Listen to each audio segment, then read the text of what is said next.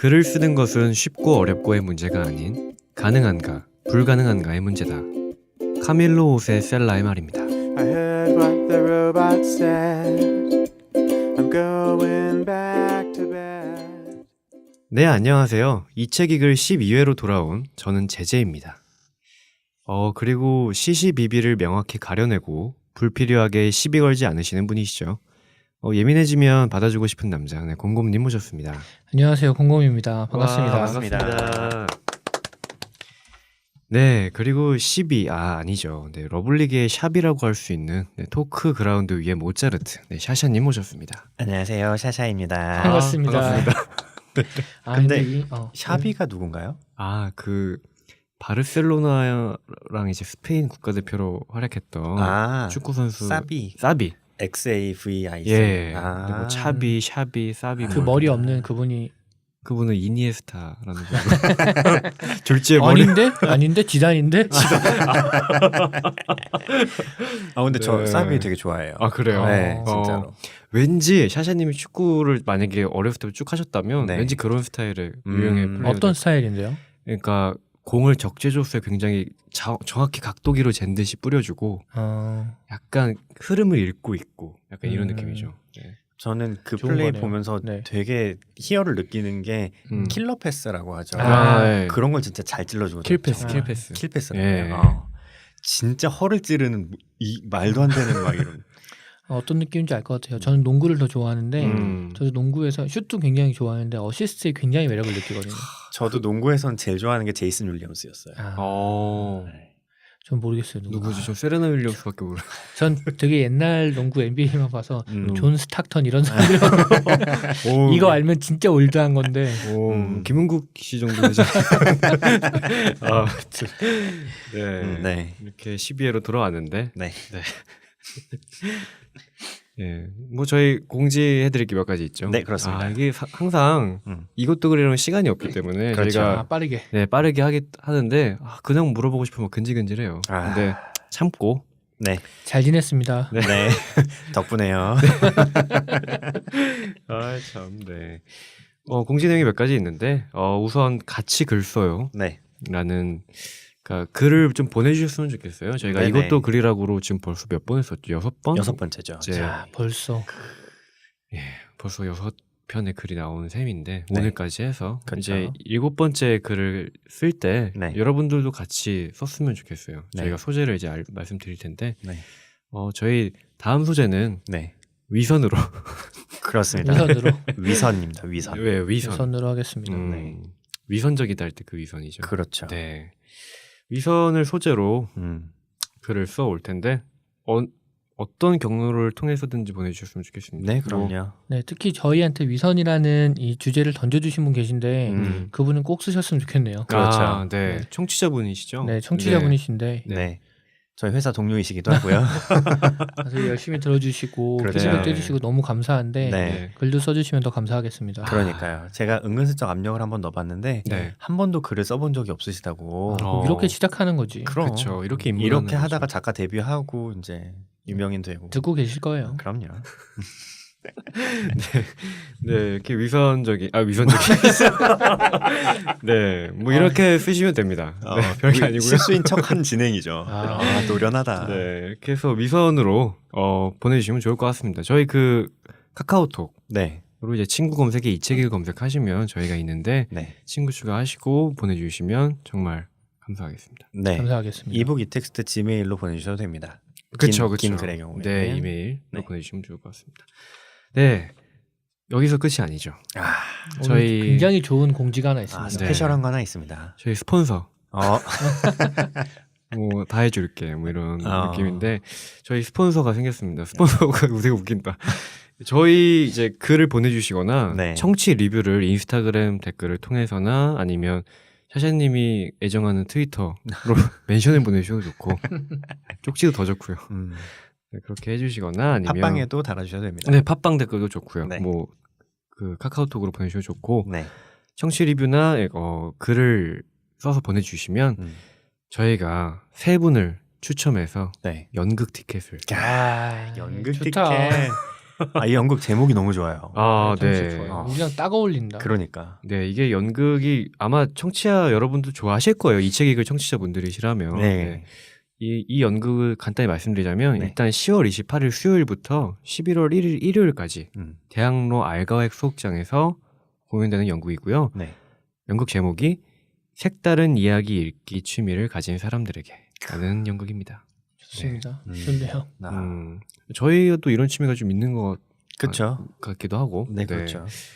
그래서 이 연극은 2014 대한민국 연극대상에서 3관왕을 차지했어요. 오. 무려 작품상, 연출상, 남자 연기상. 오. 굉장한 작품이에요. 그러니까요. 주요 상은 좀 다 휩쓴 작품이라고 보면 될 것 같은데 야. 특이한 점은 이 이제 원작자라고 해야 될까요? 네. 희곡을 쓰신 분이 이제 시인이자 소설가 오. 이자 극작가이시라고. 오.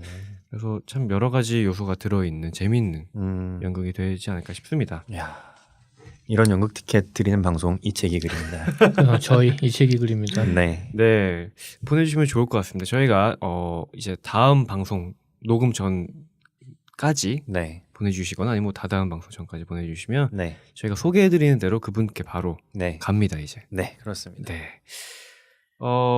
그리고 이제 마지막으로 네. 청취 리뷰를 또 남겨주셨어요. 네. 아, 공지가 풍성하네요. 좋네요, 진짜. 감탄마다가 거의 10분 갔는데. 네, 저희 그 지난 10일에였죠. 이것도 네. 책이라고 빛 네. 올라갔을 때 광합성 올라갔을 때 인스타그램 댓글로 음. 더베리 앨리스님께서 아. 댓글을 달아주셨습니다. 네. 방송 들으면서 사진도 찍게 되네요. 사진을 찍는 것에 대한 경험담을 들으니 20대에 필름 카메라를 들고 찍던 추억들이 돋아나네요. 갈수록 더 풍성해지고 재미나지는 것 같아요. 잘 들었습니다.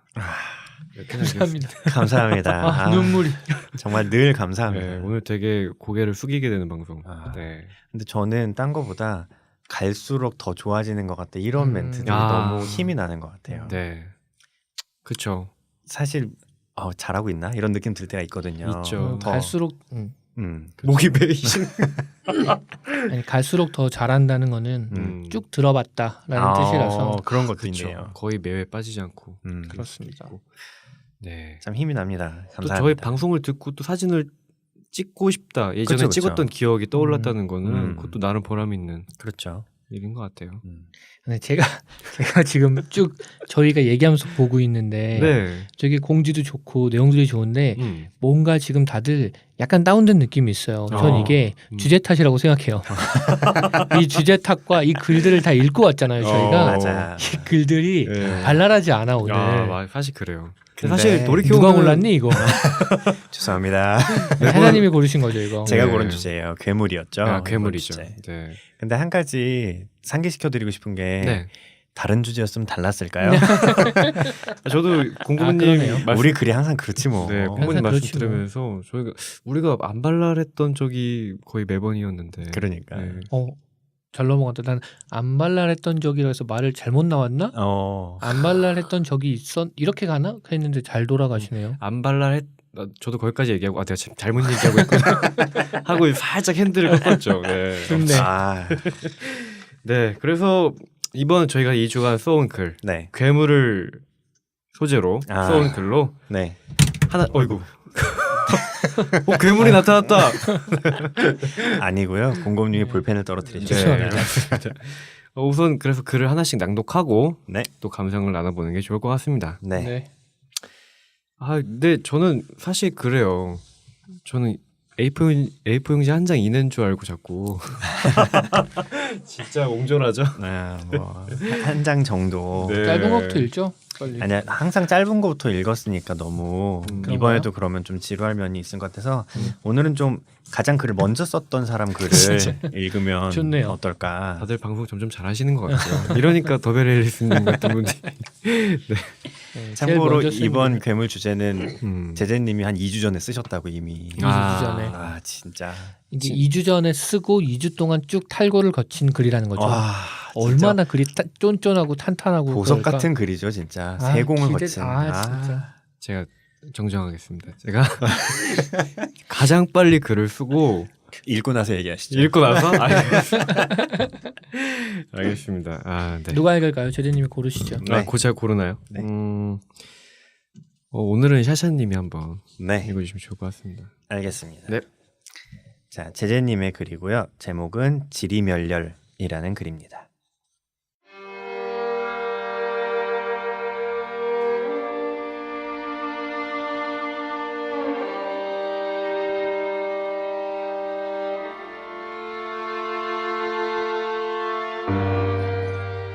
퇴근길 밤하늘은 마치 밤바다 같았다. 빛을 내는 것이 가장 어려운 일처럼 보였고 아주 작은 알갱이들로 흩뿌려진 빛을 찾기란 여간 어지러운 일이 아니었다. 하루 중에 모처럼 여유를 갖고 올려다보는 하늘에서 어지럼증이 있는 건 서글픈 일에 가까웠다. 집으로 돌아가면 어김없이 A가 날 기다리고 있겠지만 거기엔 어떠한 의미도 없었다. 버성긴 분위기와 무거운 날숨만이 놓여 있을 뿐. 당연한 일이겠지. 마치 중력과도 같이 너무나 당연해서 그 당연함을 애써 설명하지 않는 것이 당연한 일. 그러고 보니 A를 중력과도 같은 사람이라 여긴 적이 있었다. 더는 이 집구석에 발을 붙이고 싶지 않아 몇 번이고 가벼워지기 위해 뒤꿈치를 들어 달아나려고 했지만 A는 있는 힘을 다해 내 발목을 밑에서부터 잡아 끌었다. 애초부터 내가 날 수 있는 사람인지는 모르겠지만 A가 있었기에 나는 시도조차 할 수 없었고 미세한 자유조차 느껴본 적이 없었다. A는 틈을 좋아했다. 나라는 사람이 존재하기 시작한 이래로 가장 많은 시간을 보낸 A였지만 너무 오래 붙어있던 탓인지 조금만 틈이 벌어져도 득달같이 달려들었다. 그 행위 너머에 틈을 헤집고 들어와 자신의 고집으로 틈을 메워버리는 습성이 자리 잡고 있었다. 때로는 내 안에 조그마한 틈마저도 메워버렸기 때문에 나는 고통스러웠다. 불안했던 걸까? 손에 억척스러울 정도로 꽉 쥐고 있는 달걀 하나를 떠올렸다. 손과 달걀 사이에 그 어떤 틈도 용납할 수 없다는 악력. 모순적이게도 그 온기로 인해 나는 세상 밖으로 나왔지만 여전한 그 악력으로 인해 나는 파괴되고 있었다. 불행하다. 불행이라고 생각한다. 나는 A를 이제 하나의 사물 정도로 여기고 있지만 나는 A의 언어와 사상으로 빚어진 사람이다. 넘을 수 없는 거대한 벽. 너무나 가파른 벽이라 눈조차 쌓이지 않는 그 어둡고 흉한 면을 훤히 드러내 보이는 존재. A로부터 자유로워진다는 것은 그런 거대한 벽을 맨손으로 기어오르는 것과 같았다. 어쩌면 의식하지 못한 채 평생을 마음으로 오르고 있을지도 모르는 일이다. 나는 아주 가끔 A가 나를 갈기갈기 찢어 그의 한 끼 식사 정도 배불리 먹을 수 있게 되는 꿈을 꾼다.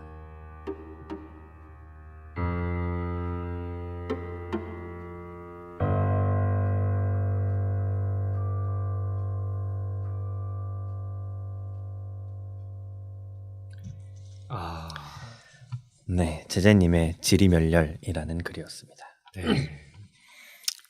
제재님 아까 하시려던 얘기가 뭐였나요? 아, 이래서 끝나고 하라고 했구나. 끝나고 얘기하면 더 웃기겠네요. 네. 제가 사실 글을 지난 방송도 그렇고 지난 방송도 그렇고 제가 글을 너무 급조해서 쓰는 면이 있는 것 같아서 좀 반성하는 의미에서 거의 방송 끝나자마자 네. 그날 구상하고 주말에 썼어요. 오. 그리고 월요일 날 썼다고 말씀드렸고. 네. 네네. 자랑스럽게. 네. 근데 그런 거죠. 글을 일찍 쓰고 나서 2주간 정말 착실하게 퇴고를 해서 딱 나오면 정말 좋은 글이겠죠? 근데 2주, 가장 2주 전에 글을 쓰고 2주 동안 안 보고 있다가 네. 오늘 아침에 퇴고하려고 딱 꺼내 들었는데 이게 뭐지? 내가 이런 글을 썼나? 2주 전에 저와 지금의 제가 다른 것 같은 느낌이에요. 막 맞춤법만 진짜 부랴부랴 수정해서 나온 글입니다. 네, 전 이 글 받자마자 세사님한테 제일 먼저 했던 얘기가 그거였어요. 길 가다가 그냥 이 종이 주워 써도 제대가 쓴 줄 알았겠는데? 그럴싸한데. 진짜 제재다운 글이었어요. 제가 그래요? 보기에도. 그렇습니다. 근데 그게 묘하게 기분이 좋네요. 저는 저한테는 되게 기분 좋은 그래요. 칭찬처럼 들려요. 옛날에 그 챈들러였나? 그분이 작가에게 결국 남는 건 스타일이라고. 네. 스타일이 있다는 거니까. 네. 얼마나 좋아. 네, 감사합니다. 네. 그리고 버성긴이 무슨 뜻이에요? 버성긴이 그 뭐랄까 사람과 사람 사이의 틈 같은 뭐랄까 잘 모르고 쓰셨나요? 아니요. 버성기다 할 때 그 일과 일일 수도 있고 사람과 사람 사이에 어떤 틈이 벌어지는 일? 그런 불편하고 이런 예, 거. 틈이 생기는 일. 틈이 네. 생기는 일. 예, 근데 뭐 거기에 불편한 감정이 들어갈 수도 있겠죠. 틈이 생기는 거구나. 네. 그래요. 네.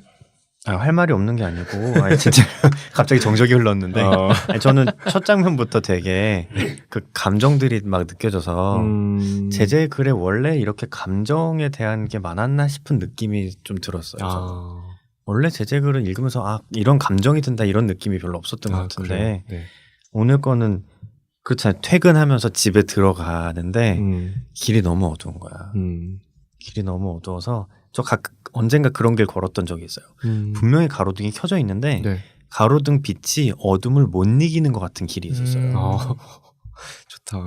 진짜 너무 무섭더라고. 그래서 어둠이 삼키는 것 같은 가로등을. 하여튼 네. 그런 그런 길을 걸어가는데 그 이유 중에는 집이 그런 느낌인 거죠. A가 있는 그 집이 너무 그런 느낌인 거지. 들어가기도 좀 그렇고 그런 감정들이 되게 막막하게 느껴져서 되게 네. 좀 그랬었어요. 네, 저는 그게 좀 궁금했어요. 여기에 A는 집에 있고 내가 있잖아요. 네. 나는 어쩌고 싶은 걸까? 이게 좀 궁금했어요. 실제로 벗어나고 싶은 걸까? 이런 생각이 사실 좀 들었어요. 네. 벗어나고 싶다고 얘기하면서 집에 들어가겠죠. 전 그렇게 생각해요. 중력은 거스를 수 없는 거거든요. 네. 그리고 중력은 거스를 수 없는 것이기 때문에 거스를 수 없어서 집에 가긴 하지만 A를 중력이라고 정의 내린 건 나잖아요. 그렇죠. 그렇죠. 맞아요. 예. 그렇죠. 네. 그러니까 본인이 어쩔 수 없다고 포기하고 받아들이고 있는 거 아니라 체념하고 있는 거 아닐까? 저는 그렇게 생각했어요. 뒤쪽에 보면 이제 거대한 벽을 맨손으로 기어오르는 것 같았다라고 네. 얘기하는데 약간 그런 느낌이 있었어요. 이런 종류의 벽은 기어 올라가서 타넘는 게 아니라 깨 부숴야 하는 종류의 벽인데 이 사람은 깨 부수려고 하는 마음은 없는 것 같다. 그리고 그게 꼭 뭐 나약함이나 이런 쪽의 문제가 아니라 내가 앞부분에 그런 거 있잖아요. 애초에 내가 날 수 있는 사람인지는 모르겠지만 A가 있었기 때문에 시도도 할 수 없었다. 근데 실제로 뒷부분과 같이 보면 애초에 걸을 수라도 있게 해준 건 A였던 거죠. 맞아요. 예. 그래서 거기서 벗어나지 못하고 있는 느낌? 진짜 막 진짜 몸에서 지금 소름이 막 네. 추우신가요? 이제 원작자에게 물어봅시다. 어느 정도 남았나요? 이 얘기들이.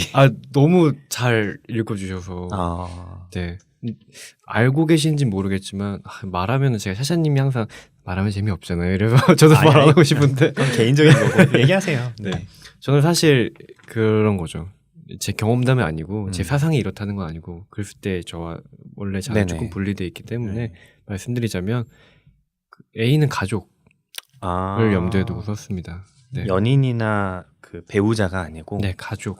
뭐 배우자도 가족이라고 볼 수도 있겠죠. 네. 근데 일단 가족이라는 존재를 염두에 두고 뭔가 벗어날 수 없는 그렇구나. 그렇게 보니까 그런 느낌이 나네요. 여기 뒤에 네.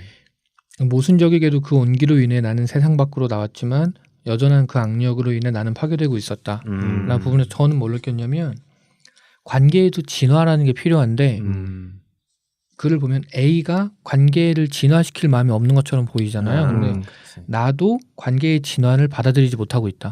이런 느낌이 사실 좀 들었어요. 네. 그렇죠. 저는 약간 그런 거 떠올렸어요. 가정폭력 같은 뭐 이게 가정폭력에 대한 내용이라는 게 아니고 가정폭력을 이렇게 보면 가끔 되게 어이없을 때가 있다 그러더라고요. 아니 저런 걸 당하고 있어? 너무 말이 안 되는데? 이런 생각을 하는데 차츰차츰 그거에 길들여지면 폭력에 길들여지면 그걸 받아들일 수밖에 없게 된다고 체념해서 약간 그런 느낌이 있어서 감정적으로 동화되기도 하죠. 그쵸 그런 그쵸. 거죠. 네. 그래서 꼭 어떤 물리적인 것만이 폭력이 아니고 이것처럼 이렇게 쥐고 있고 틈을 메워버리고 이런 것도 폭력일 수 있거든요. 그런 그럴 수 거에 있죠. 약간 길들여진 네. 그런 게 아닌가. 그래서 지금 저는 그 지리멸렬이라는 제목이 그런 거라고 생각을 했어요. 그래서 마음속엔 이건 아니야. 이건 아니고 난 이거 벗어나야 되고 그래야 내가 한 인간으로서 독립해서 잘 살 수 있어 이라는 마음이 있는데 근데 실제로 액션이 잘 안 나오는 거지. 그래서 그냥 그렇게 지리멸렬하게 살고 있는 거예요. 아닌 거 알면서도. 그래서 제목이 이렇다고 저는 생각했었어요. 그럴 수 있겠네요. 저는 그래서 보면서 우리가 그 주제가 괴물이었잖아요. 네. 그래서 누가 아니면 혹은 무엇이 괴물인가 이런 질문이 좀 생겼어요. 네.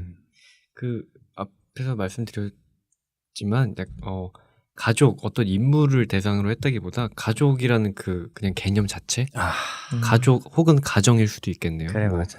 그런 것들이 그러니까 제가 이제 기사를 접하거나 평소에 이렇게 어떤 매체를 통해서 요즘 접하는 가족에 대한 그런 뭐랄까 사건 이런 것들을 보면 오히려 가족이라는 이름 하에 너무 묶여 있기 때문에 그 안에 저 아까 말씀해 주셨다시피 진화할 수 없는 관계 이런 부분도 분명히 있는 것 같고 그리고 벗어나려고 해도 벗어나기 되게 힘든 오히려 그냥 다른 인간관계보다 훨씬 더 벗어나기 힘든 그래서 더 고통스러운 그래서 점점 가족과 가정이 따뜻함이 느껴지지 않고 괴물처럼 느껴지는 한 사람의 그 감정으로 한번 써 내려갔어요. 가족이라는 게. 네. 그 가족이라는 개념 자체도 하나의 이데올로기라고 얘기하는 사람들이 있어요. 네. 그래서 가족끼리는 뭐 이래야 되고 저래야 되고 가족 안에서는 이렇게 해야 되고 네. 라는 걸로 서로를 억압하고 폭력하고 있다는 네, 실제로 얘기도 일부 있어서. 일처제가 산업사회에 들어오면서 그쵸. 좀 훨씬 더 강력해진 그런 개념이라는 얘기도 들은 적이 있어요. 그렇죠. 확실히 가족은 좀 어려운 문제인 것 같아요. 그렇죠. 그 예를 들어서 부모님이 그 사이가 너무 좋고 집안이 행복하다고 해서 이런 문제가 없냐 이게 해당이 되지 않냐면 그것도 아닌 거라고 저는 생각이 그렇죠. 들거든요. 전혀 그렇지 않아요. 네. 저 예전에 대학교 다닐 때 친구 중에 자기는 태어나서 부모님이 싸우는 걸 한 번도 본 적이 없다고 말하는 친구가 있었어요. 저는 굉장히 위험해 보였어요. 그렇죠. 그리고 그 친구가 되게 무서워질 수 있겠다 이런 느낌이 들었던 적이 있거든요. 그래서 어려운 문제인 것 같아요. 맞아요.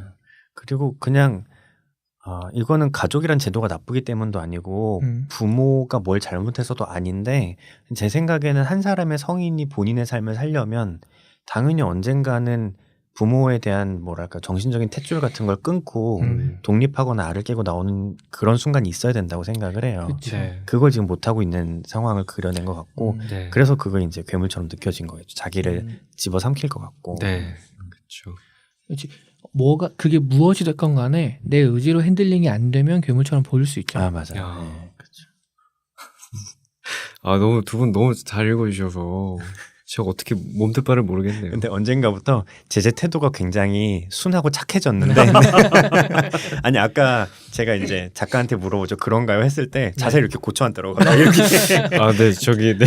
고쳐앉는데 의자 위에 무릎 꿇는 줄 알았어요. 흡사 무슨 청문회 나온 사람처럼. 네. 그렇습니다. 이게 겸손해지게 되는, 조심스러워지게 되고. 마지막으로 쓰신 입장에서 네. 그쵸, 예. 한마디 하시고 싶다면 저는 한마디라기보다 덧붙여서 말씀드리자면, 기사를 찾다가 그런 게 눈에 들어왔어요. 한국 사회가 더 가족에서 벗어나기 힘든 예. 구조다. 그렇죠. 네. 또, 가족 중심의 문화가 워낙 발전돼 있는 나라기 때문에, 그게 참 힘들다. 그쵸. 근데 그게 때로는 너무, 뭐랄까, 빠져나오기 힘들고 벗어나기 힘든 그런 상태에 있다. 그리고 요즘은 너무 극과 극인 가족의 모습이, 그러니까 드라마나 뭐 이제 콘텐츠 같은 쪽에서 이제 보면 가족에 대해서 다루는 콘텐츠가 굉장히 많은데 예를 들어서 뭐 부녀가 나와서 뭐 육아 프로그램 그쵸. 되게 예. 많잖아요. 네. 그런 모습도 있는 반면에 반대로 뉴스에서는 가족이라는 이름으로 폭력을 휘두르거나 이런 것도 점점 많아지고 사건 사고가. 그렇죠. 이게 너무 극단적으로 가고 있는 게 아닌가. 제가 본 가족에 대한 가장 인상적인 드라마는 요즘에 하고 있는 아침 드라마인데 네. 정확한 제목은 기억이 안 나는데 시어머니는 내 며느리? 시어머니가 이런 드라마가 되게 있어요. 빼다. 결혼해서 시집살이를 되게 빡세게 했었는데 네. 이게 어떻게 사건이 있고 해서 다시 뭐 결혼을 했는데 시어머니가 자기 며느리로 들어온 거예요. 진짜로. 그런 드라마가 음. 그거야말로 가족의 끝이 아닐까. 진짜 장난. 모든 걸 파괴하는. 나이가 상상이 잘 안 되는데 그런 일이. 그렇습니다. 갑자기 너무 이상한 얘기했는데 지금. 네. 좋은 마무리였다고 생각합니다. 네. 정말. 네. 감사합니다. 이제 좀 자세를 좀 풀어놓고. 그럼 다음은 샤샤님 글을 제가 읽어야 되나요? 네, 순서가 순서가 그렇게 되겠네요. 그렇죠. 네. 네네. 알겠습니다. 네. 샤샤님 저는 이번에 되게 재밌었어요. 아 그래요? 약간 읽고 나서 얘기하죠. 알겠습니다. 읽겠습니다. 샤샤님의 글의 제목은 금음이고요. 샤샤님이 쓰셨습니다.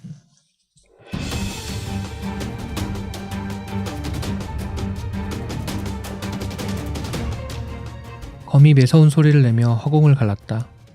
좌에서 우로 크게 베는 동작이 끝나는가 싶은 순간 사내는 꿇었던 한쪽 다리를 튕겨 올리며 쉴 틈 없이 가상의 적을 찔러 들어갔다. 이를 수는 없다. 내려배기 후 하단 쓸기, 그리고 몸이 회전하는 기세를 그대로 받아 사내는 뒤돌려 차기까지 적중시켰다. 지켜야 한다. 사내는 가상의 적을 향해 뛰어들며 일순 거리를 좁혔다. 이후 검을 짧게 끊어치며 접근전을 이어갔다. 호흡이 거칠어졌지만 사내는 움직임을 멈추지 않았다. 내가 반드시. 찰나의 빈틈으로 한 차례 강맹한 발길질을 질러 넣은 사내는 주춤거리는 적을 향해 마지막 일격을 날리려 땅을 박찼다. 훤. 사내의 시야에 사랑하는 이의 고운 자태가 보였다. 달도 기운 어두운 밤이다. 그 고운 눈매며 입술, 그리고 손길이 저리 또렷하게 보일 리 없다. 이것은 환영이다. 하지만 사내의 걸음은 속절없이 엉켰다. 헉. 사내는 외마디 신음을 삼키며 호되게 땅에 나동그라졌다. 끝까지 검을 놓지 않은 손목이 비명을 질렀고 뜻밖의 충격을 받은 무릎이며 어깨의 고통도 심했다. 사내는 얼굴을 찌푸리며 힘겹게 몸을 돌려 바닥에 누웠다. 그제야 가쁜 숨이 몰려왔다. 사내는 고통을 참으며 숨을 헐떡였다. 바닥이 땀으로 물들었다. 사람들은 뒷산에 신수가 산다 했다. 영물이었다. 어찌된 영문인지 모르겠으나 20년에 한 번씩 신수에게 처녀를 바쳐야 마을에 탈이 없다 했다. 처녀는 나무에 묶이고 다음날 가보면 영락없이 큰 해를 입어 혼이 떠나 있었다. 사람들은 육신을 거두어 성대하게 장례를 치러주었다. 야만이다. 올해가 그 20년이 되는 해였다. 용한 무당이 제비로 처녀를 뽑았다. 부모는 실신했고 처녀와 사내의 얼굴은 하얗게 질렸다. 사람들을 설득할 수는 없었다. 목매한 일이다. 야만이다. 소리를 질렀으나 사내에게 돌아온 것은 매질과 감금이었다. 제사가 있는 날까지 다시는 처녀를 만날 수 없으리라는 엄포를 들으며 풀려난 이후 사내는 아무도 설득하지 않기로 결심했다. 그리고 매일 밤 사람들의 눈을 피해 제 집 마당에서 몸을 단련해왔다. 신수 따위는 없다. 사내는 누운 채 눈을 감았다. 신수 따위는 없다. 사람들의 두려움이 만든 허상이다. 허나 만일 정말로 신수가 있다면 내일 밤은 그놈과 더불어 사생결단을 내리라. 달도 자는 금음이었다. 사내는 어둠을 틈타 뒷산으로 향했다. 신수가 산다고 알려진 동굴이 있었다. 평소에는 갈 일도 없고 가서도 안 되는 곳이었으나 사내는 거침없이 발길을 옮겼다. 별빛에 드러난 얼굴은 결의로 섬뜩하게 물들어 있었다. 훤. 문득 사내의 머리에 사랑하는 이의 음성이 울렸다. 사내는 본능적으로 걸음을 멈췄다. 사위는 고요하고 바람만이 나무들 사이를 지나고 있었다. 사내는 상념을 털어내려 머리를 흔들었다. 그때였다. 사그락. 나뭇잎 밟는 소리가 들렸다. 등 뒤 어디쯤이었다. 머리칼이 쭈삣 일어섰다. 신수였다. 아주 작은 소리였지만 사내의 예민한 감각에는 뚜렷이 들렸다. 사내가 상념에 잠긴 틈을 타 몰래 접근하는 것이었다. 아니, 상념조차 신수가 불어넣은 것인지도 몰랐다. 사람들 말대로 과연 영물이었다. 이미 뒤를 잡힌 이상 섣불리 뒤를 돌아볼 수는 없었다. 사내는 마치 기척을 느끼지 못한 척 그대로 신중하게 앞을 향해 걸었다. 훤. 내 저놈을 잡으면 요절을 내리라. 사랑하는 이의 음성을 흉내내는 것은 너무 모욕적인 일이었다. 사내가 듣지 못한 척하자 신수는 방심한 듯 계속 작은 기척을 흘렸다. 덕분에 사내는 신수의 위치를 셈할 수 있었다. 20걸음, 10걸음. 사내의 근육이 팽팽히 긴장했다. 뒤로 돌며 찌르는 동작은 수천 번도 더 연습해온 것이었다. 뒷발을 축으로 삼아 회전력을 실으면 앞으로 찌르는 것보다 훨씬 빠르게 일격을 날릴 수 있었다. 저벅. 마침내 등 뒤에서 소리가 들리는 순간 사내는 기합을 지르며 맹렬히 회전했다. 스스로 생각하기에도 번개 같은 빠르기였다. 사내의 검은 유성처럼 한 점을 향해 찔러 들어갔다. 컥.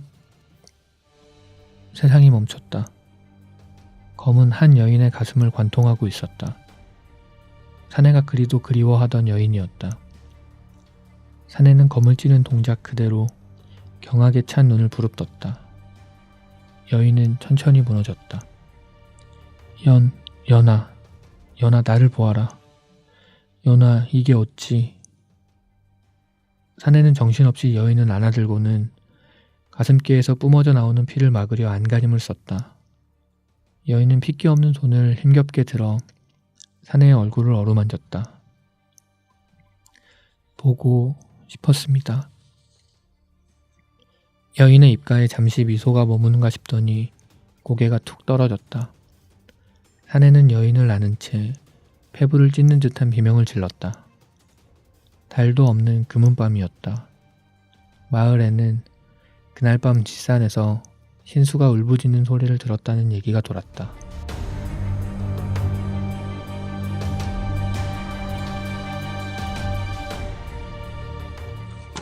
여기까지 세사님의 금음이라는 글이었습니다. 감사합니다. 글이 좀 길어서 읽느라 힘드셨을 것 같아요. 네. 2페이지를 쓰셔서 그러니까요. 그래서 조금 빨리 읽으려고 해봤어요. 네. 어떤지 죄송합니다. 모르겠지만. 제가 줄이려고 했어야 되는데 근데 사실 변명을 하자면 더 길었어요. 더 길었고 네. 근데 그 더 길었던 글을 잘라서 이 글이 나온 게 아니라 완전히 버리고 새로 썼어요. 단지 길이를 줄이기 위해서가 아니라 글이 네. 내가 생각한 대로 안 나온 거야. 그래서 완전히 버리고 새로 썼었어요. 그렇군요. 그런 적은 처음이었어요. 그 긴 글이 스스로 마음에 안 드셨대요? 네, 마음에 안 들었어요. 등장 인물도 약간씩 달랐고 거기는 어머니도 나왔었고 네네네. 그래서 완전히 버리고 새로 썼는데도 아니 뭐 다 얘기를 먼저 듣는 게 좋겠지만 제 마음에는 썩 드는 글은 아니었어요. 아 정말요. 네. 내가 낸 주제인데 너무 어려웠고. 근데 진짜 그런 게 있어요. 그런 압박감이. 네. 그랬나요, 외설? 저 진짜. 마크 체프먼? 마크 셰프님 저를 썼으면 좋겠다. 예, 무슨 소리 하세요? 근데 저는 일단 이게 네. 약간 무협지 느낌이 났어요. 그쵸. 그 맞아요. 느낌은 내려고 했어요. 네. 네. 그래서 저는 사실 그건 되게 좋았어요. 저는 무협지 굉장히 좋아하거든요. 그 느낌이 들어서 일단 검이라는 글자가 들어가는 순간 일단 좋았어요. 그리고 무협지가 가지는 정서가 있어요. 맞아요. 똑같은 현실이나 똑같은 상황을 그렇죠. 현대 소설이나 다른 데서 풀어내는 거랑 무협지로 풀어내는 거랑 달라서 그쵸.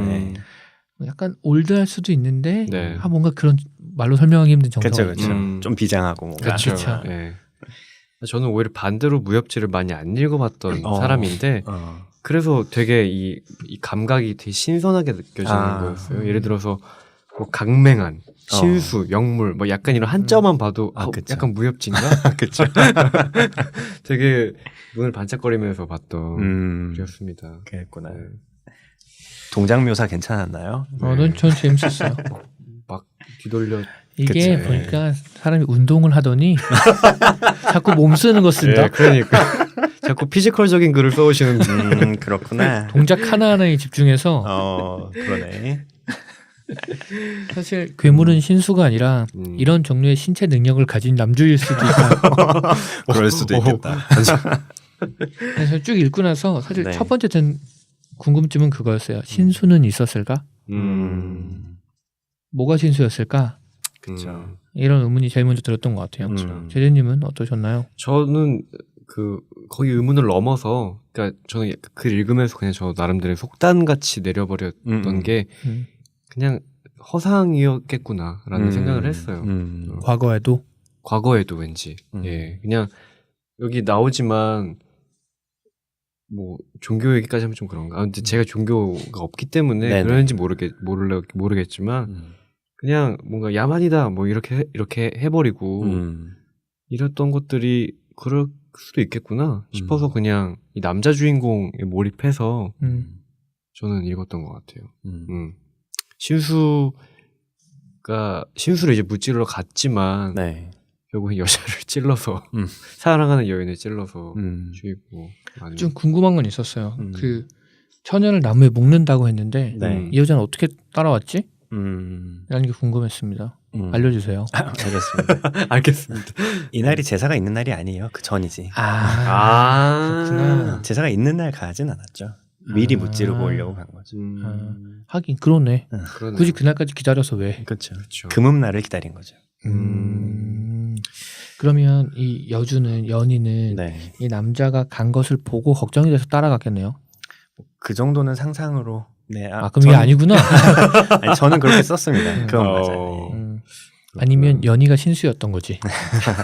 근데 그거는 여러 가지로 해석될 여지는 있을 것 같아요. 끝까지 신수의 환상이었을 수도 있고 찔러서 죽은 게 여인이 아니라 신수였을 수도 있고 둔갑한. 그럴 수도 있죠. 네. 여러 가지 것들이 있을 텐데 네. 저는 진짜 여인으로 썼어요. 뭔가 사실 저는 음모론 같은 것도 좀 떠오르기도 하고 그러니까 이게 이런 뭐 신수가 있고 영물이다 그리고 처녀를 바쳐야 된다 이런 것들을 만들어낸 어떤 마을 안에 사람들이 있는 거죠.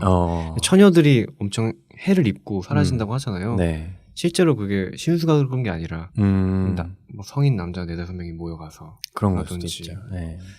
그래서 그렇게 생각하니까 더 오히려 신수나 영물이 존재했어도 그렇게 생각하니까 또 사람이 더 괴물 같다. 그치. 라는 그럴 생각이 수도 들었어요. 근데 만약에 여기서 나온 전제처럼 실제로 신수가 있고 네. 20년에 한 번씩 처녀를 제물로 바치지 않으면 실제로 해가 일어나요. 그게 실제라면 처녀를 20년에 한 번씩 바치는 것이 정당화될 수 있을까요?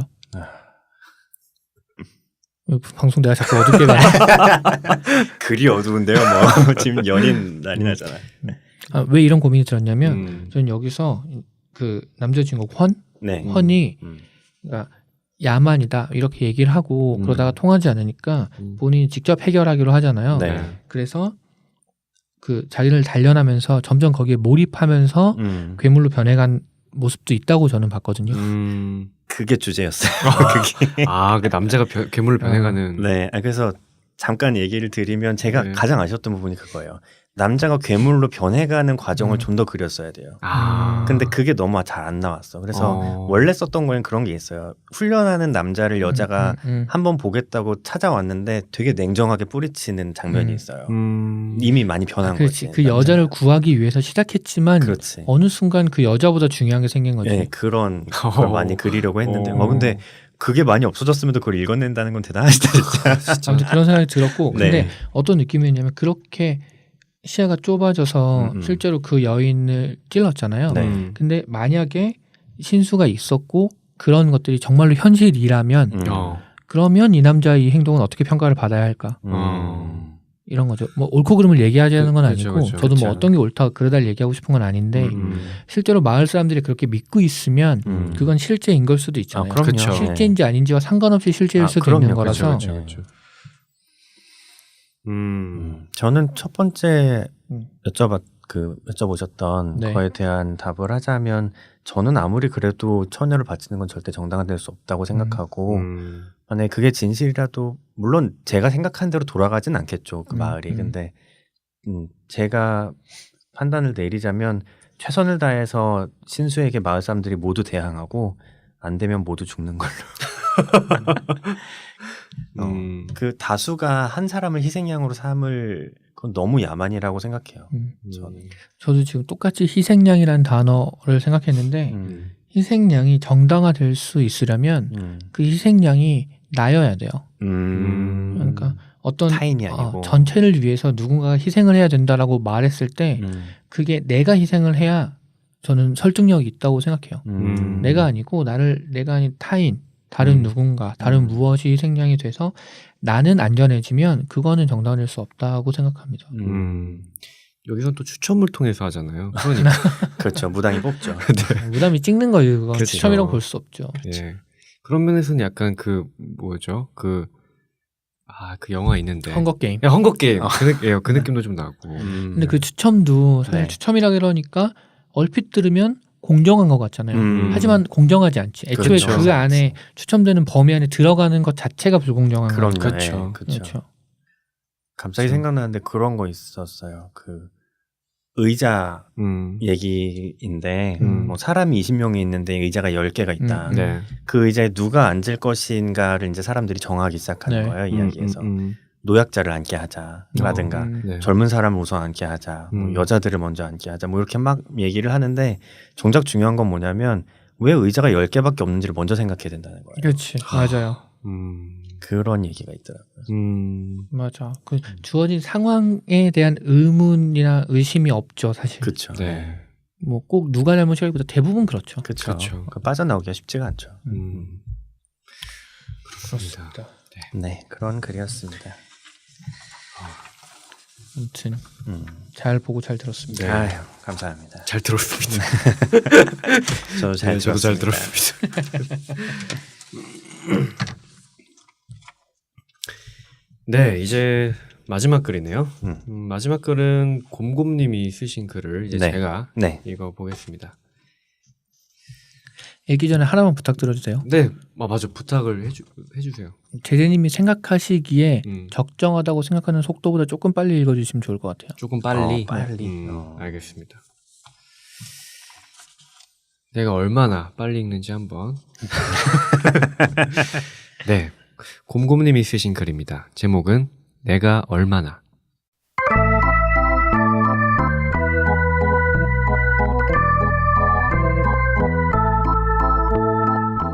오늘도 힘든 하루였다. 사람 취급도 안 해주는 사람 같지 않은 놈들과 대화하는 건 너무 피곤한 일이다. 성주는 한숨을 내쉬며 포장마차 간이 의자에 몸을 구기고 앉았다. 고급 술집에 갈 수도 있었지만 포장마차에 오면 예전의 모습으로 돌아가는 것 같은 기분이 들어서 좋았다. 사람 취급 안 해주는 놈들에게 마음껏 욕해주던 그때로. 아줌마 이게 말이 돼요? 아니 사람들이 말이야 바랄 걸 바라야지. 다 같이 어려운 마당에 자기들 입장만 생각하고 그렇게 막무가내로 나오면 어쩌자는 거야? 좀 같이 살아야 하지 않아요? 자기들이 그러면 나는 어쩌라고. 주인 아주머니는 안주거리를 손질하며 아무 말 없이 듣고만 있었다. 내가 대학 다니면서 한창 데모하고 그럴 때도 이런 대접은 안 받았어요. 다들 대장님 하면서 따라다니고 경찰들도 날 함부로 안 했다고. 내가 누군 줄 알고들 그러는 거야 도대체. 주인 아주머니가 사람 좋은 얼굴로 웃으며 말했다. 이 부장이 성격이 좋아서 그렇지 뭐. 많이 배운 사람이 좀 참아요. 아 정말 내가 아줌마 얼굴 봐서 참아요. 알죠? 그럼 알지. 그러니까 오늘은 적당히 마시고 집에 일찍 들어가요. 아유 근데 저 사람은 어쩌면 좋나 그래. 아주머니의 눈길이 옆 테이블에 엎드려 있는 남자를 안쓰럽게 쓸어갔다. 누구예요? 많이 마셨나 보네요. 저 양반도 단골인데 얼마 전에 회사에서 잘렸나 보더라고. 원래 매너 좋고 단정한 사람인데 요즘 많이 힘든가 봐. 전화도 계속 오는데 집인가? 제가 받아볼게요. 여보세요? 아, 예, 이 전화 주인분이 지금 많이 취하셔서요. 예. 아, 되게 근처시네요. 아, 예, 저희 집도 그쪽이니까 제가 모셔다 드릴게요. 아, 아니에요. 괜찮아요. 예. 이 부장이 데리고 가려고? 아, 보니까 옆동 사는 분이네요. 네, 안 그래도 이제 가려던 참이니까 가는 길에 데려다 드리죠 뭐. 아유, 이 부장은 역시 사람이 참 좋아. 그럼 조심해서 들어가요. 그 사람 정신이 없어서 좀 무거울 텐데. 아, 괜찮아요. 네, 그럼 들어갈게요. 성주는 남자를 들쳐매고 자리에서 일어났다. 꽤 무거웠지만 걷지 못할 정도는 아니었다. 어깨에 사람을 둘러매니까 대학 다닐 때 스크럼 짜던 느낌도 나고 뭔가 좋은 일을 하는 사람이 된 것 같아서 기분이 한결 나아졌다. 난 원래 이렇게 좋은 사람인데 이놈의 세상은 날 알아주질 않는다니까. 부장님, 오늘은 좀 피곤해 보이십니다. 어제 한잔 하셨나 봅니다. 아, 어제 좀 일이 있어서. 성준이 어제 남자를 데려다 줬던 일을 말하려고 하는데 최 과장이 먼저 말을 이었다. 아, 그나저나 어제 평택에서 사람이 더 죽었답니다. 또? 그 자식들은 도대체 누구를 죽이려고 자꾸 죽어? 죽으면 해결이 되나? 못 견디겠으니까 그냥 도망치는 거 아니야? 사는 게 안 힘든 사람이 어딨다고. 에휴, 약해 빠진 놈들. 어떻게 처리할까요? 아이, 뭐 한두 번이야. 이전처럼 처리해. 알지? 너무 과하게 예의 차리지는 말고 거리를 두라고. 알겠습니다. 그리고 오늘 본부장님이 오신답니다. 지난번 일 처리를 잘했다고 격려차 오시는 것 같습니다. 이 사람이 그 얘기를 먼저 해야지. 어제 그 일 본부장님은 아직 모르시지? 적어도 여기 들렀다 가실 때까지는 모르시게 하자고. 응? 무슨 말인지 알지? 아, 그럼요. 이제 언론에서도 관심이 별로 없어서 문제 없을 겁니다. 일단 사무실 청소부터 하겠습니다. 그래, 얼른 서둘러서 하라고. 최 과장을 내보낸 성주는 담배를 꺼내 물었다. 어제 죽었다는 누군지도 모르는 사람에게 어제 집에 데려다줬던 남자의 얼굴이 겹쳐졌다. 빌어먹을. 길게 내뿜은 담배 연기가 성준의 주위를 떠나지 않고 머물러 있었다.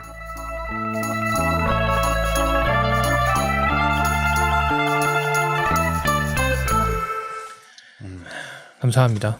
괜찮았나요? 좀 너무 저는 빨랐죠? 지금, 들으면서 어떤 생각이 들었냐면 약은 약사에게 연기는 제재에게. 제재님이 연기를 참 연기 정말 잘하시고 1인 사역을 하니까 미치겠네. 여기 중간에 괜찮아요 그럼 들어갈 때요 할 때 제가 힐급 봤는데 네. 손으로 안녕도 하더라고요. 아, 그랬어요? 아, 저도 모르게. 메소드. 메소드인 걸로. 네. 저는 약간 중간부터 몰입하기 시작한 게 느껴졌어요. 처음에는 좀 그냥 읽나 싶더니 네. 중간부터 막 몰입해가지고 연기하는데 그 무한도전의 박명수 씨가 하면서 연기가 무너진다면 저는 점점 앞에서 무너지고. 예. 아니 근데 그래서 실감나게 잘 들었어요. 굉장히 실감나게 들었습니다. 네. 원작자는 어떻게 들으셨는지 좀 궁금하긴 한데 실제로. 실감나게 들었어요. 근데 사실 그 제재님이 되게 잘 읽어주셨는데 예. 목소리가 굉장히 젊으시잖아요. 그렇죠. 그래서 생각보다 목소리가 젊구나라고 생각했어요. 아. 하지만 그건 너무 당연하지. 제재 20대인데 젊으니까 그렇습니다. 그렇습니다. 네. 저는 개인적으로는 저희가 이때껏 썼던 모든 글 중에 가장 반전이었어요. 저는 첫 페이지를 읽을 때까지 이런 사람일 거라고 생각을 못했어요. 정말. 그렇죠. 평택 얘기 나올 때까지도 딱 그때 알았어요. 그러고 나서 다 읽고 다시 보는데 그때 아줌마한테 막 했던 얘기들 있잖아요. 포장마차에서. 포장마차 맞죠? 맞습니다. 포장마차 맞지. 그때 아줌마한테 했던 말들이 정말 180도 다르게 읽히더라고. 처음에 내가 생각했던 거랑. 와 진짜. 저는 약간 그 느낌도 났어요. 영화 추격자에서 하정우가 그 구멍가게 들어가서 아줌마 뭐 여자 못 봤어요 했는데 안 그래도 여기 하고 있는데 그때 하정우가 표정이 싹 변하거든요. 그렇죠. 망치 들고 들어갈 때. 갑자기 글을 저도 읽으면서 어디 몰입했는지 모르겠는데 아주머니한테 몰입했겠죠? 하정우한테 몰입한 거 아니야? 아니. 예, 그래서 섬뜩했던 저도 읽으면서. 예. 근데 진짜 반전이었어요. 반전을 이렇게 기막히게 하면 성공이라고 봐요. 저는. 감사합니다. 좋은 얘기는 언제나 좋죠. 그래서 네. 의도는 그런 거죠. 제일 처음 문장 보면 내가 오늘 날 사람 취급도 안 해주는 사람이랑 대화했을 때 그 사람들이랑 그러니까. 내가 예전에 사람 취급 안 해주는 사람들한테 욕했을 때 그 사람들이 완전히 반대쪽에 있는 사람들. 그러니까 그게 되게 그러니까 첫 문장에 나오는 사람 취급도 안 해주는 사람들한테는 아마 네가 그러고도 사람이냐 이런 얘기를 들었겠지. 그렇죠. 근데 전혀 처음엔 그렇게 안 읽힌단 말이에요. 오히려 내가 사람 취급을 진짜 못 받는 것 같고 을의 입장에서. 그래서 되게 그런 반전 자체가 뭐 기교적으로 뛰어나다 이런 것도 있지만 반전이 주는 그 충격 있잖아요. 그렇죠. 네. 그 충격이 이제 그러면 나도 괴물이 되어가고 있는 건 아닐까 나도 모르는 새에 뭐 이런 충격이 있어가지고 네. 되게 그런 게 있었어요. 저 또 그런 것도 있었어요. 약간 그런 거죠. 이건 뭐 좋은 얘기일 수도 있고 그렇긴 한데 저는 제 개인적인 느낌으로 곰곰님의 스타일이라는 거 저한테 이미지는 되게 뭔가 말끔한 그런 느낌의 글이었거든요. 근데 그런 거죠. 되게 엄청 피부 하얗고 잘생긴 살인마 같은 그런 느낌. 곰곰님이요? 아니요. 그러니까 이 피부 좋고 잘생긴까지는 나였으면 좋겠다. 그러니까 그래서 받는 느낌이. 어. 예, 그래서 더 섬찟했던 느낌이었어요. 그렇죠. 왜냐면 이 사람이 약간 요새 많이 하는 얘기로 사이코패스 같은 느낌이 있잖아요. 아주 잔인하고 이래서가 아니라 네. 본인을 성찰하지 못하기 때문에 그쵸. 드는 섬뜩함이 있죠. 네. 그래서 저는 그 문장이 좀 그랬어요. 확 왔던 게 나 원래 이렇게 좋은 사람인데 이놈의 세상은 정말 나 알아주지 않는다니까. 이런 것들이 좀 스스로 괴물을 만드는 요소가 아닌가. 네. 저는 개인적으로 그래서 가장 꽂혔던 문장은 그거였어요. 도대체 누구를 죽이려고 자꾸 죽어? 라는 문장이 가장 꽂혔었어요. 사람이 죽는데 그거를 자기 생계의 문제로 생각하는 근데 그걸 너무 집약적으로 잘 표현하는 문장이어서 사람이 죽었으면 맨 처음 드는 감정은 안 됐다가 먼저 해야 되는데 그렇죠. 누굴 죽이려고 또 죽었어? 이건 너무 섬뜩한 거야 진짜로. 그러니까 저게 죽어서 나한테 피해가 오겠구나라는 생각이 먼저 드는 거는 인간의 반열에서 탈피한 거지. 괴물의 반열에 올라간 거지. 그렇죠. 그리고 저는 실제로 똑같이 반응하는 사람들이 있다고 생각해요. 있겠죠. 꽤 많을 거라고도 생각하고. 옛날에 그 삼풍백화점 얘기만 봐도 그때 얘기 뭐 인터넷에 보면 그런 거 있어요. 다 아는데 뭐라 그랬더라. 그때 사장 같은 그런 사람들이 뭐 다 알긴 아는데 지금 이 백화점을 멈추면 손실이 얼마인지 아느냐 뭐 이런 얘기를 했다고. 그 징조가 있었을 때. 네, 징조 있었을 때. 이거 지금 대피시키면 손실이 얼마인지 아냐고. 그러고 자기들은 빠져나가고. 그런 사람들이 있죠. 네. 저는 이 주인공인 성준이 네. 변에 갔다면 변에 가는 건데 이게 장소와 네. 위치와 상황만 다르지 굉장히 많다고 생각해요. 간단하게 예를 들면 이건 약간 좀 이상한 얘기일 수도 있는데 한때 굉장히 열심히 민주화 운동하던 지금 새누리당 국회의원 그죠. 약간 이런 느낌. 그분. 그런 느낌도 있고 뭐 그분이 딱 이런 액션을 했다는 건 아니지만 근데 저는 이 부장 이 성준이 굉장히 자연스럽게 흘러와서 내재화했다고 생각해요. 그렇죠. 네. 그래서 본인은 뭐가 문제인지 라고 생각하지 뭐가 문제인지 생각하지 않을 거라고 생각하는데 제가 썼지만 제가 관심 있는 부분은 그거였어요. 제일 마지막에 네. 담배를 피면서 혼자 빌어먹으리라고 하는데 왜 빌어먹으리라고 할까? 그 사람이 죽어서 빌어먹으리라고 하는 걸까? 아니면 어제 그 사람을 데려다 준 것도 본인이고 오늘 누군가의 죽음을 듣고 이렇게 반응한 것도 본인인데 그리고 나서 그게 하루 사이에 굉장히 큰 괴리가 있잖아요. 그렇죠. 네. 그리고 나서 뭔가 말로 콕 집어서 설명할 수 없고 그냥 자연스럽게 흘러왔을 뿐이지만 뭔가 찜찜함은 없지 않을까? 있을 수도 있지 않을까? 그렇죠, 그렇죠. 네. 그런 느낌? 그래서 길게 내뿜은 담배 연기가 주변에 계속 머물러 있는 거군요. 약간 그런 느낌 들었어요. 흩어지지 않고 주변에 계속 뭔가 남아있는 느낌? 그래서 제 생각에는 알 것 같아요. 본인이 이게 뭔가 이상하고 아니라는 걸 알 것 같은데 그러니까 머리로 아는 게 아닌 거죠. 가슴 한켠에 아는데 직시하진 않는 거지. 근데 이제 안타까운 점이 그런 거죠. 이 사람이 사실 괴물 같은 면이 분명히 굉장히 많아요. 근데 이 사람이 뭔가 여기서 일처리를 잘못해서 회사를 나가게 되면 네. 완전히 똑같은 상황이 되는 거인 거예요. 그래서 이 사람도 삶 자체가 사실은 아슬아슬한 사람인 거죠. 그렇지. 그러니까 결국 어떤 면에서는 괴물은 시스템이 만드는 걸 수도 있어요. 사람은 생각보다 굉장히 약한 존재이기 때문에 네. 어떤 시스템에서 어떻게 위치하게 되느냐에 따라서 굉장히 바뀔 수 있어서 저도 굉장히 공감하는데 음. 그런 부분이 있는 것 같아요. 그렇다고 그 자리에 가면 모든 사람이 그렇게 되진 않아요. 맞아요. 그러진 않아요. 저는 어떤 얘기들 중에 제가 굉장히 싫어하는 얘기 중에 하나가 뭐냐면 네가 나중에 저 자리에 가면 넌 안 그럴 것 같아? 저는 그 말을 굉장히 싫어해요. 예를 들어서 누군가가 어떤 중요한 위치에서 일을 잘못하거나 이랬을 때 비난하거나 비판하면 누구나 저 자리에 가면 다 저 정도는 해. 넌 안 그럴 것 같아? 근데 그 자리에서 나는 가면 안 그럴 건데 라고 말하는 거는 좋은 답변은 아닌 것 같아요. 그렇죠. 그것과 상관없이 내가 네. 만약에 그 자리에 가서 그런 행동을 하면 똑같이 욕을 먹는 거고 지금 우리는 그걸 비판하고 견제해야 할 입장에 항상 서 있는 거지 동일시해서 편들어줄 이유가 도대체 하나도 없는 거죠. 그렇죠. 그래서 저도 안타깝지만 편들어주긴 어려운 그런 그렇죠. 주인공이었던 것 같아요. 맞아요. 아, 저는 갑자기 네. 어떤 분이 생각이 나네요. 그 자리에 갔는데 안 그랬던 분 하나 있었던 것 같다고 얘기하고 싶어요. 궁금한데 오프 더 레코드로 들어야겠죠. 난 알겠는데 많은 분들이 아실 거예요. 그렇습니다. 그렇군요. 아, 네. 약간 그래서 희망 같은 느낌이 좀 음. 있지 않아요? 그런 사람도 있었다. 하지만 희망으로 끝나는 게 좋은가? 그렇진 않죠.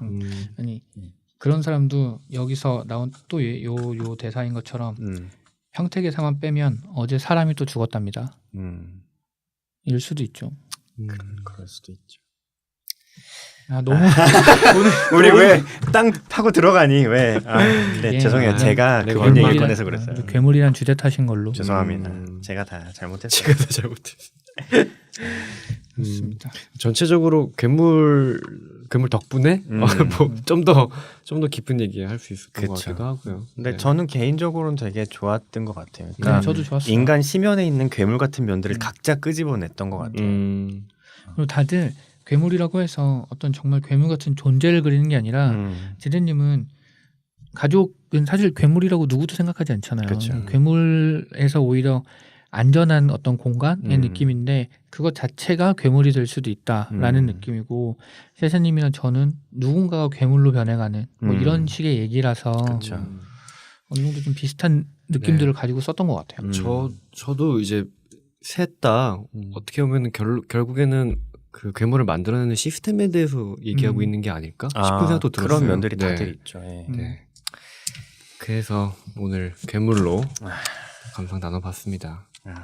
근데 좋네요, 진짜. 네. 아, 그래서 저희 이렇게 괴물 같은 방송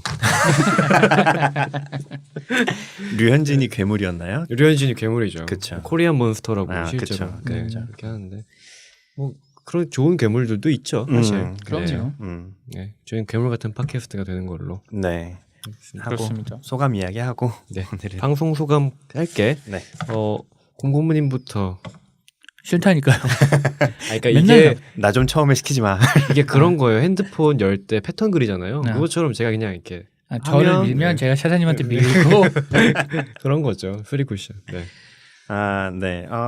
저 되게 좋았어요. 글들이 모르겠어요. 저를 포함해서 익숙해지는 건가? 다들 좋아진다는 느낌이 들어요. 항상 조심스러운 이야기이긴 한데 근데 좋은 건 좋은 거니까요. 그렇죠. 아무래도 글을 맨날 쓰는데 똑같아. 이건 더 이상하지. 차라리 나빠지던가. 그러니까 되게 슬픈데. 그래서 글들이 되게 좋아지는 것 너무 자화자찬 같아서 그렇지만 그래서 저는 오늘 되게 좋았어요. 그래서 괴물이라는 주제를 꺼낸 건 죄송했지만 그런 각자의 안에 있는 통찰들도 보고 그런 것들 되게 좋았고 저는 개인적으로 이번 글을 쓰면서 좀 나름 훈련이 됐던 게 있었던 것 같아요. 저는 감정선을 뭘 타야 되는 건지에 대한 생각을 좀 잘해야 되겠구나라는 생각이 개인적으로 들었어요. 그래서 저 처음에 썼다가 완전히 버린 글 있잖아요. 네. 그 글은 주된 감정이 분노였어요. 근데 다시 생각해보니까 그게 영 내 마음에 안 들었던 게 분노가 아니었던 것 같아요. 주된 감정이. 그러면 안 되고 두려움이 주된 감정이어야 되는 것 같은 거예요. 맞는 그래서 것 같아요. 그래서 다시 썼거든요. 두려움으로. 그런 훈련도 되고 되게 참 좋은 것 같아요. 같이 글 쓰고 나누는 게. 네. 분노는 이게 뭐 지난 시간 얘기지만 지난 시간에 그 샤사님이 쓰셨던 게 그 네. 사람의 분노에 대한 그쵸. 얘기였잖아요. 저는 그 생각을 집에 가면서도 했었는데 저는 처음에 자괴감 같긴 한데 자괴감은 아닌 것 이런 식으로 얘기를 했었는데 거기에 분노라는 단어가 들어가니까 너무 적확하게 만든 느낌이 사실 들었어요. 그래서 그런 느낌으로 오늘도 두려움이 맞는 것 같아요. 그렇죠. 네. 제자님 어떠셨습니까? 저는 그 글을 쓰면서 항상 느껴요. 저희가 이것도 글이라고 뭐 저희 방송이 좀 그렇지만 뭐 뭔가 정해진 대본이 있는 게 아니라 저희가 실제로 글을 읽고 정말 궁금한 것들 물어보고 그쵸. 하잖아요. 그래서 글을 쓰면서 글을 쓰면서 그런 생각을 하죠. 제가 글 쓰는 시간 외에 두 분은 어떤 의도로 무슨 생각으로 글을 쓸까가 항상 너무 궁금해서. 그렇죠. 그게 진짜 맞아요. 궁금하죠. 예. 네. 그래서 저는 사실 그래서 아직까지도 이제 여기 들어와서 두 분의 글을 읽고 너무 느끼는 것들이 많은데 쉽게 얘기하지 못하는 것들이 있어요. 그러니까 뭐 조금이라도 내가 의도를 곡해하거나 이러지 않을까? 물론 그런 자유롭게 얘기하는 시간이긴 한데 저는 그래서 이 글을 받아보는 이 시간이 너무 좋은 것 같아요. 맞아요. 진짜 기대되고 좋은 것 같아요. 김영하 작가가 말했는데 쓰고 나서 내 손을 떠나면 더 이상 내 작품이 아닌 거라서 느끼는 대로 얘기하는 게 제일 좋은 것 같아요. 그렇죠. 또 우리 새 작품이니까 그렇죠. 네. 뭐라고요? 공공님은. 근데 오늘 제재 드립이 정말 없었던 것 같다. 그러게요. 그래서 한번 한 거예요. 너무 심심해서. 아. 네. 잘하셨어요. 드립계의 몬스터. 우리가 책 읽고 독서 모임 많이 하잖아요. 네. 요즘엔 사실 많이 하진 않죠. 하는 사람들도 있고 그렇죠. 근데 책을 읽고 뭔가 이야기를 나눈다는 게 굉장히 좋거든요. 그래서 독서 모임 해왔는데 책을 읽고 이야기를 나누면 그냥 단편적인 요새 흘러가는 얘기뿐이 아니라 자기 뭐 가치관이나 자기의 뭐 어떤 여러 가지 깊은 생각들, 네. 어떤 사유들을 같이 공유할 수 있어서 좋은데 글을 쓰고 얘기를 나누면 그게 더 좋은 것 같아요. 그렇죠. 아무래도 이게 내가 글을 쓰고 두 글을 보는 거잖아요. 그렇죠. 네. 그러면 나는 쓰고 다른 사람 걸 보고 이게 한 자리에 다 있어서 그런 대화의 폭이나 깊이가 네. 뭐 듣는 분들은 모르겠지만 저는 훨씬 더 깊은 것 같은 느낌이 들고 네. 항상 하고 나면 굉장히 뭔가 좀 약간 충만해져서 가는 네. 맞아요. 예. 그런 기분이 있어요. 그리고 어느 정도의 갈증이 해소되는 기분도 있어요. 맞아요. 사실. 그런 거 있어요. 그러니까 글을 읽다가 누군가의 글을 읽다가 그 사람은 우리가 언제 만날지도 모르고 내가 모르는 사람이잖아요. 근데 그렇죠. 우리는 글을 쓰고 그 사람이랑 바로 얘기를 할 수 있다는 게 음. 되게 좋은 것 같아요. 그렇죠. 네. 저자가 앞에 있잖아. 그리고 그런 거 있어요. 이 사람이 네. 무슨 생각으로 썼을까를 추리하는 재미도 있어요. 맞아요. 의도가 뭘까? 왜 여기서 이런 표현을 했을까? 그리고 네. 그거 찔렀는데 저자가 넉다운 되면 그 쾌감 있지. 그런 게 있죠. 이거다. 예, 이거다. 오늘 정신을 못 차렸네. 오늘 또 그 공곰님은 탐정님 같은 모자 쓰고 오셔가지고 곰탐정 네. 차관님에 이어서 곰탐님이 네, 오셨는데 자 이렇게 해서 네. 저희는 12회 네. 괴물을 소재로 글을 쓴 방송 이것도 글이라고 여기서 마무리하도록 하겠습니다. 네. 저희는 13회가 되겠네요. 13회 때 다음 책으로 네. 네. 찾아뵙도록 하겠습니다. 네. 14회 때는 위선이라는 주제로 글 맞습니다. 써서 모이도록 하겠습니다. 네, 위선으로 찾아뵙도록 하겠습니다. 아 잠깐 위선 저희 이 방송 이제 나갔고 다음에 위선이잖아요. 네. 듣고 계시죠? 써야 되는 분 써오셔야 합니다. 써셔야 합니다. 제가 봤을 땐 지금 이어폰 빼려고 그러는데 깜짝 놀랐어요. 네, 여기서 마무리하도록 하겠습니다. 네. 네, 오늘도 다들- 고생하셨습니다. 네, 수고 많으셨습니다. 수고하셨습니다.